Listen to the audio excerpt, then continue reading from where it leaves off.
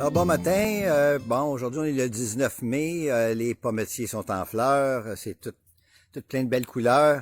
On se fait manger par les maringouins et les mouches, mais bon, ça, c'est passager. C'est pas plus grave que ça. Ça fait partie de la vie, hein, quand on jardine, quand on joue dehors. Mais moi, aujourd'hui, je voulais vous parler d'asperges. Alors, des asperges, c'est la récolte, c'est ainsi. On peut récolter des asperges. Vous voyez, il y en a d'ici qui sont pas mal prêtes, là. C'est possible qu'on va les récolter aujourd'hui. Ils ont une longueur raisonnable, là. Ça prend au moins 6 pouces de long, à peu près, là, 6 à 8 pouces.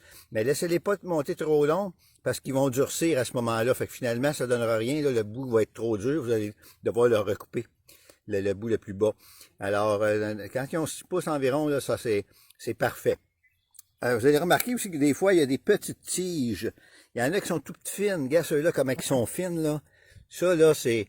Vous les laissez aller, là. Ça vaut pas la peine de récolter ça. Laissez-les aller parce que, de toute façon, il faut que vous laissiez monter des tiges pour que la griffe d'asperge puisse se renourrir.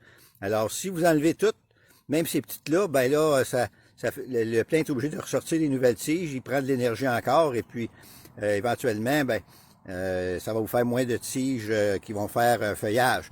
Hein, parce que l'asperge, il ne faut pas prendre toutes les tiges qui sortent, qui en sortent continuellement en mai, un petit peu en juin, mais on récolte pendant 3 semaines à peu près, là, les 3-4 premières semaines, et puis après ça, on laisse pousser les autres tiges qui sortent, OK? Pour qu'ils puissent monter, puis faire du feuillage. Parce que quand on laisse passer une asperge comme ça, ce qu'elle fait, c'est qu'elle continue à rallonger, OK? Puis toutes les écailles qu'il y a dans le haut ici, là, toutes ces écailles-là vont vont développer des branches latérales, et puis là, ça va vous faire un buisson, là, une fougère, comme on connaît pour les asperges. Et ça, les fougères qui se développent durant l'été servent à nourrir à nouveau la griffe. Hein? La griffe, là, c'est le système racinaire dans le sol. Alors, si vous voulez avoir des asperges plus tard, il faut en laisser du feuillage, je veux pas. Alors, moi, je récolte les belles. Quand c'est trop petit, écoute, avant que je me fasse une assiette d'asperges avec celles-là, j'aime autant les laisser monter. Vous voyez, ils sont rendus longues pas mal. Alors, je les laisse monter. Et puis, eux autres vont faire des fougères pendant que moi, m'a récolté les plus grosses dans le bas. OK? Alors, toutes celles qui vont sortir dans le bas, vous voyez, il y en a quelques-unes ici qui sont plus petites.